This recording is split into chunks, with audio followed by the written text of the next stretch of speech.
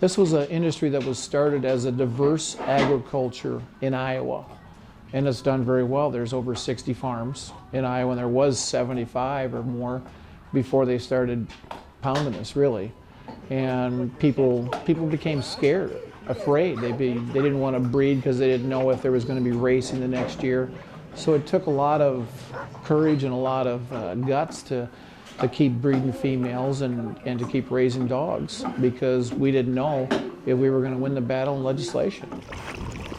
It's been tough because the casinos was offering the state $70 million to get rid of us. We get to race until the end of 2015, and then we eliminate racing in Council Bluffs, which that's kind of catastrophic for us because it's a major kennel for us. And then in Dubuque has decided and agreed to work with us, where the Iowa Greyhound Association is actually going to take over racing in 2015.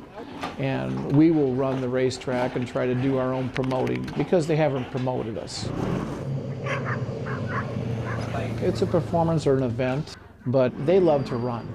You know, if you put a handkerchief on that bone or where the bone is at, they would chase that because it's all about their sight. You know, they love to compete against each other. They love to run, basically. There's nobody that forces them to load in that box, and there's nobody that forces them to come out once they open that hole. They come out all by themselves. They're not electrocuted. They're not any of that stuff. You know, that's the amazing part, is they want to run all by themselves.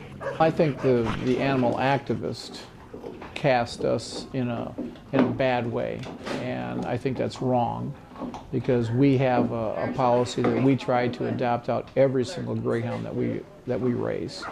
And I mean, there's very few situations where we can't. They think that we make these dogs run and we force them to do what they do, and as you'll see, that they do what they do because they love to run. They love to be free. They're sight dogs.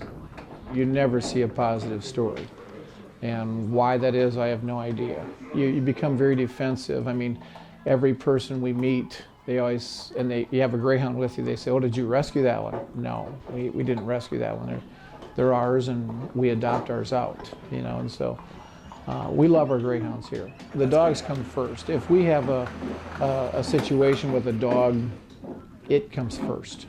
You know, if a dog has broke its leg and it's going to cost $3,000 or whatever it is, that dog comes first.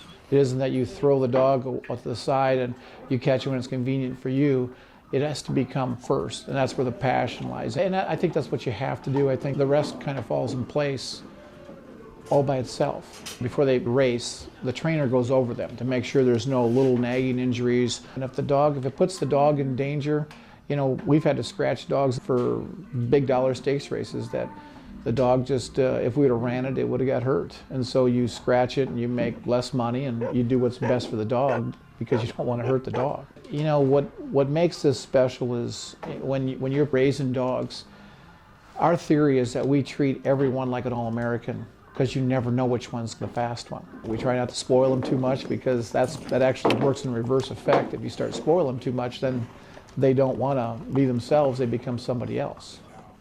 They kind of tell you when they're ready to retire. At about 4 to 5 years old is the normal one. They become a little less competitive, and it's very competitive when you're running. The difference of winning a race and losing a race is a half a second or a full second in 5/16 of a mile. That's not a lot. And so when they kind of tell you when they get older and they're ready to be a couch potato. The future, it's unknown. If anybody had a crystal ball, it'd be easy. So we're going to assess the situation 1 year at a time and make our decisions based on what we see as the future. We hope for a long prosper. I mean, it's been a wonderful experience for us so far, and we hope it takes us a long ways. In 2 years, if the greyhound racing goes away, if my attitude will change towards the dogs, I'll always love the dogs. You know what I mean? No matter if I get to race them or what I get to do, whenever I see a greyhound, your heart always goes out to them because it's a huge part of your life.